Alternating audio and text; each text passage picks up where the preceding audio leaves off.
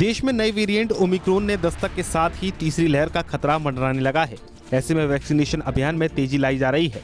इसी कड़ी में अब केंद्र सरकार ने भी एक और बड़ा फैसला लिया है, जहां केंद्र ने 15 से 18 साल के बच्चों के वैक्सीनेशन को मंजूरी दे दी है। प्रधानमंत्री नरेंद्र मोदी ने राष्ट्र के नाम संबोधन में इसकी जानकारी भी दी।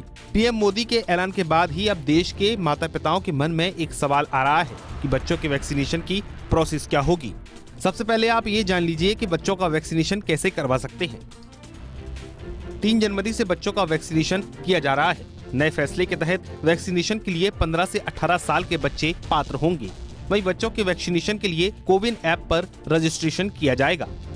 अब आप ये भी जान लीजिए कि रजिस्ट्रेशन का प्रावधान क्या होंगे और वैक्सीन के बाद बच्चों में किस तरह के साइड इफेक्ट्स दिख सकते हैं। बच्चों के रजिस्ट्रेशन के लिए आधार या दूसरी आईडी कार्ड लगाना होगा। आधार नहीं हो तो 10वीं की मार्कशीट लगा सकते हैं। 10वीं की मार्कशीट का ऑप्शन भी जोड़ा गया है।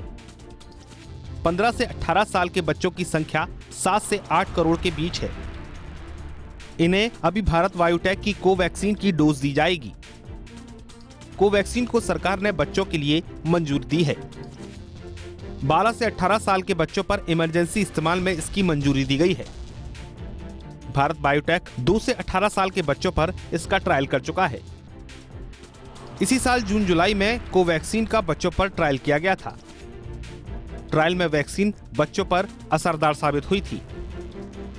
वैक्सीन लगने के बाद कुछ साइड इफेक्ट्स भी दिख सकते हैं।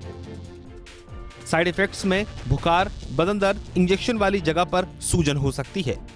कोरोना से लड़ने के लिए वैक्सीनेशन एक अहम हथियार है। यही कारण है कि हर देश वैक्सीनेशन पर ज्यादा फोकस कर रहा है और अब तो बूस्टर डोज की भी शुरुआत हो चुकी है। एक तरफ जहां सरकार कोरोना से निपटने की तैयारी कर रही है, तो दूसरी तरफ ओमिक्रॉन के केस भी बढ़ते जा रहे हैं। ICMR ने भारत में मिले ओमिक्रॉन के मामलों की स्टडी में पाया है कि 50% संक्रमित लोगों को वैक्सीन की दोनों डोज लग चुकी थी। चाहे वुहान में मिला ओरिजिनल कोरोना हो या हालिया वेरिएंट ओमिक्रॉन हो, इससे बचाव के तरीके वही पुराने हैं।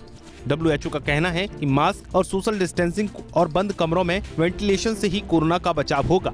इसलिए आप भी कोरोना नियमों का पालन करें और अगर आप पात्र हैं तो कोरोना की वैक्सीन जरूर लगवाएं।